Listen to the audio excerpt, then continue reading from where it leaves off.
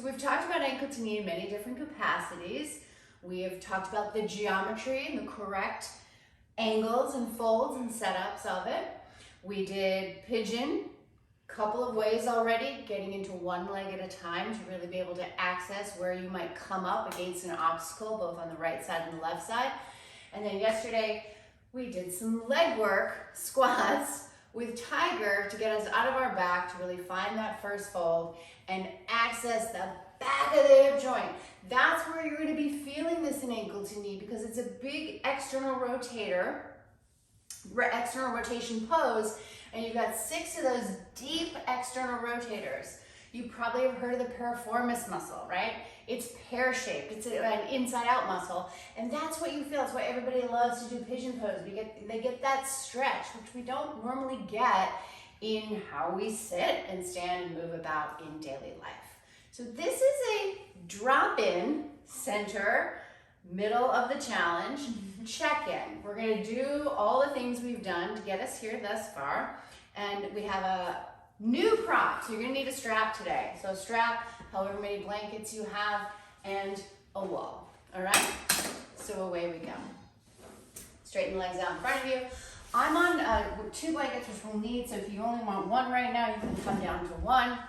If your pelvis is elevated, be sure you're not hyperextending your knees down to the floor, okay? So always a little bend, because it's that fold of the leg that's going to give you, or allow, I should say, because this is actually the first fold, this isn't the first fold. So you want to find the depth of the groin. Your knees will lift to find the center of your heel, so you can really move that buttock bone back. So just move your buttock bones back, so already you're sitting in front of your pelvis. This is really what the purpose of those squats were for, so you should be feeling them up underneath yourself, okay? All right. It is a flexion of the hip, flexion of the knee. So go ahead and bend the leg. Don't use your arms, use your legs. Go back and forth. So you're just trying to not fall back to fold the leg. So keep finding the middle. So you're available to yourself and to everyone else, and just get those legs working. It is that fold. So you want to feel like every time that foot comes to the floor, you're in the middle of it. So do the right side again. Did you fall to the outer right heel? I'm going to move this leg out of the way. Your big toe mound should be planted down, and that should be where it is. I can lift my heel up. I'm able to go forward. That's also that moving forward is going to be able to, we can do all these fun things in ankle to knee. We can fold it, we can unfold it, we can circle it around. So same thing on the left side. You may have a tendency, an injury or something in your hip, because your ankle is off, or your knee hurts because your hip isn't available to yourself. So hopefully, like, really the purpose of ankle to knee, like, who cares if you can do it or not, but the real goal is to have access to everything. So to be right in the middle of the ankle, to be in the middle of the hip, to have that range of motion so your knee doesn't hurt, so your low back doesn't hurt, because remember the hip joint is the middle of the sacroiliac and the knee joint. So pain in any one of those, you gotta check out what your hips are doing. You want to be able to access that. Let's add external rotation. Bend the right leg. Leg out to the side. Like a Janu Shirshasana. Really press the outer blade down so you can really feel that. And then step on the foot and straighten the leg. Left leg. Bear's out of the challenge. Leg open. Yeah. So again, you want to feel like you don't sink back to do that. You want to lift up. And you should feel it in and around the hip joint. Never in your back. One more time, right leg. Take it out to the side. Feel like there's a string on the crown of your head. Pull it up. Yes, don't squeeze from the back. And then straighten, left leg. Leg out to the side. You may notice as you're doing this, I'm talking and doing this, like it demands more from the breath because we're actually moving our bodies. Let's do both legs at the same time. Woo. Baddha Konasana.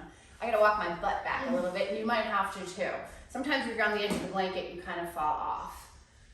All right, and then just press your heels together so you activate the muscles. You can hold your hands like a boundary on the ankles. And again, if you're sitting back here, you need another blanket underneath you, or you can put your hands back and just try and give yourself a little push forward.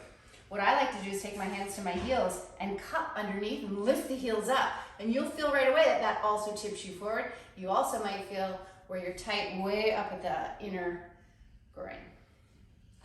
All right, right leg in front. So let's mimic ankle to knee, because sometimes the pose is so challenging, and I know that this is true for a lot of people, that just having to get the one shin on top of the other, there's no way that you can come forward and off of yourself. And so this is a way to do the pose until the other pose is really available to you, because the last thing we want to do with this challenge is make anyone feel like defeated or bad because of it. That's not the goal of yoga at all. All right, slide your knees apart, bring your feet together, come to Baddha Konasana. So we're lubricating the hip joints, and then Dandasana.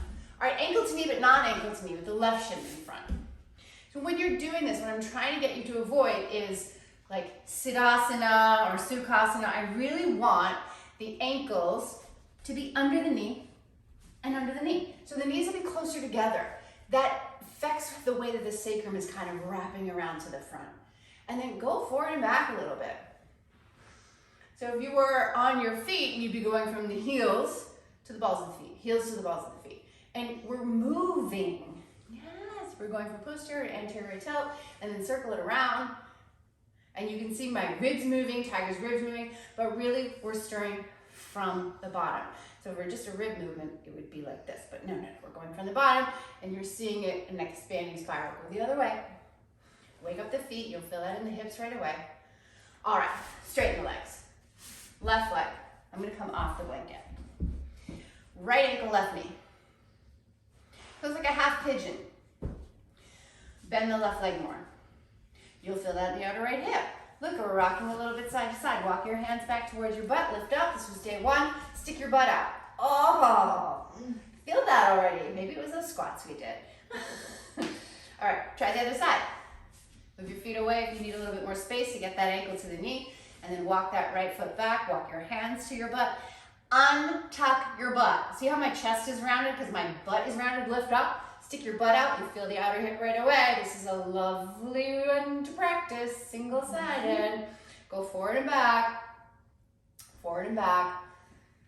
Yes. Okay. Now, both legs. So it's like we're prepping for a squat. Can you, because all this that we did with our legs is really also to wake up the core. Here's another challenge within a challenge. You know what we're gonna do. Up and over yourself. Do you need to use your arms? How many other points of contact did you need to get up into the challenge? Do your leg. Yeah, you got it. Lift up.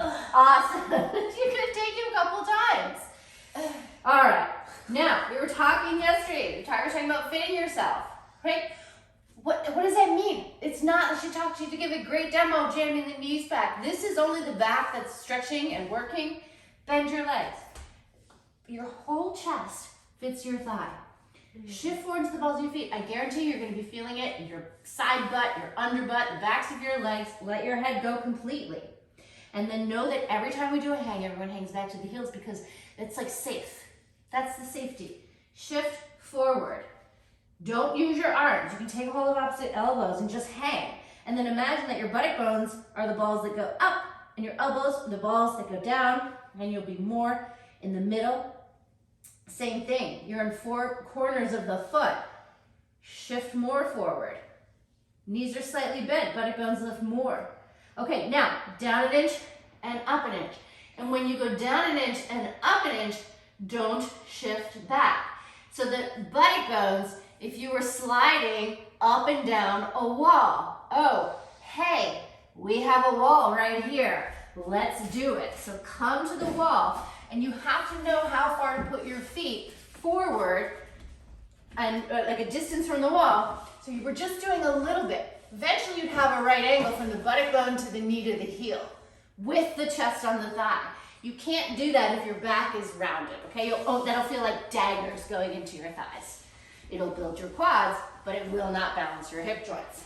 All right, so up an inch and down an inch, up an inch and down an inch. Tiger has a blanket underneath her heels, which is great because it really makes sure that she's moving forward. Up an inch and down an inch. Don't use your upper body.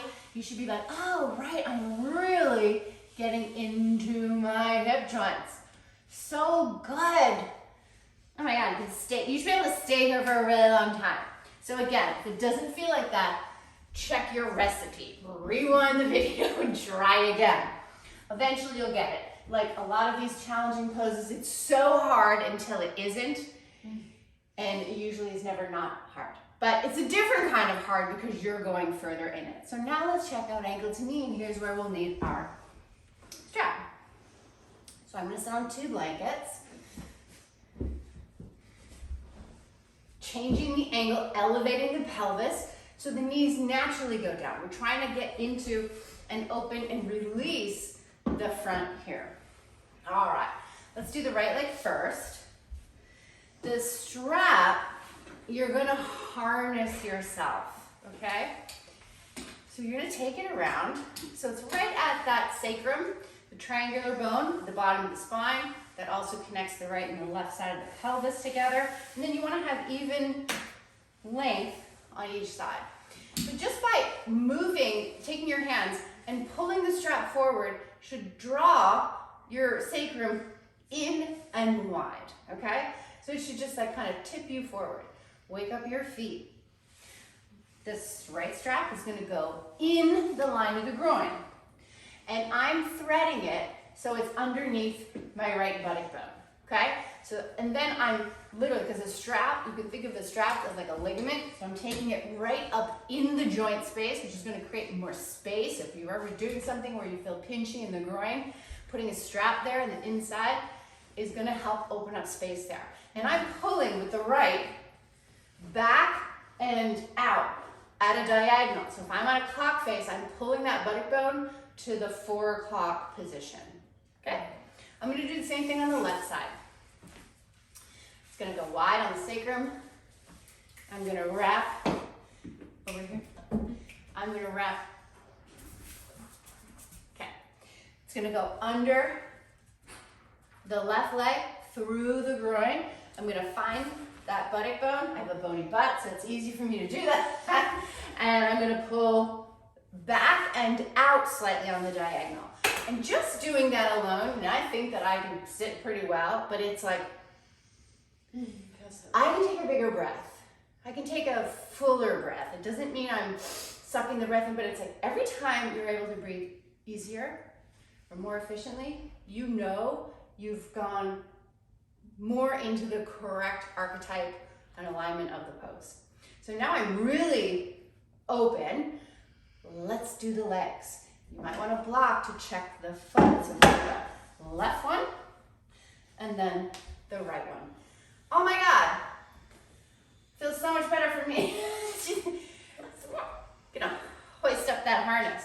All right, but you can see, maybe, I don't know, I'm wearing black, but I'm sickling my ankle right now. So I'm not in the middle of my hip joint. I'm gonna really, because it's ankle to knee,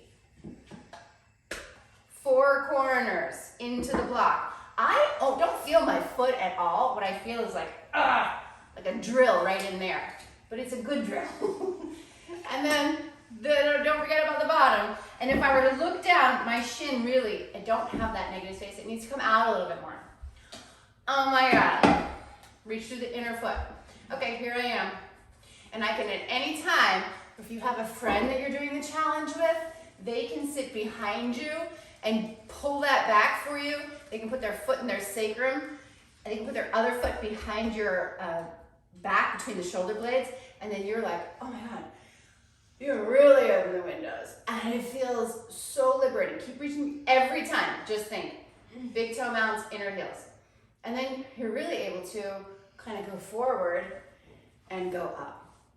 So nice.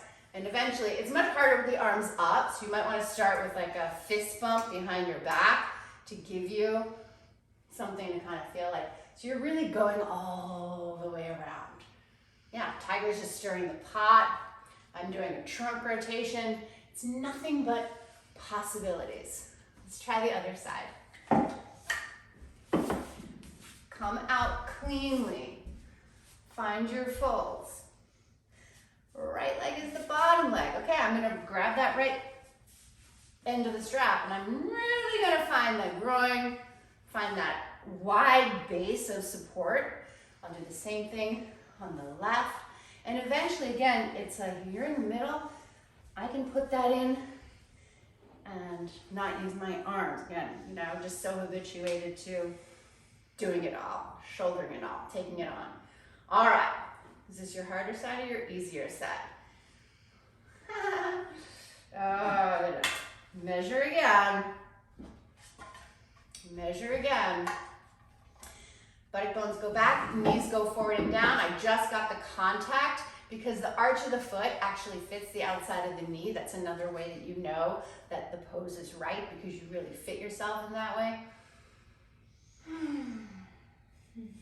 This actually feels really good in my own body right now. I have one little piece, my left hip, that is like gripping because it's used to gripping. But if I were to stay here long enough, eventually that would give up its struggle. The pose would be so much easier. Wouldn't it be so nice to just like give up the struggle? So again, go forward and back, circle around. Oh yeah, it just released more. If I had a sandbag, I would put that sandbag right there where I'm feeling that resistance, and it would just be like it's like a mom soothing a crying baby, just by putting her hand on their back or the hand on your head or forehead. It's a real like a emotional point. And our hips hold our history. So you can go forward and back, you can circle it around, or you can just be, because this is a pose of being. Oh my God, I feel so good. All right, everybody. I hope that was helpful. I hope it was fun. Are we having fun yet? Missy's having fun. Happy day 5. Don't forget, take a photo of yourself in ankle to knee and tag us, because it always feels better to do better yoga.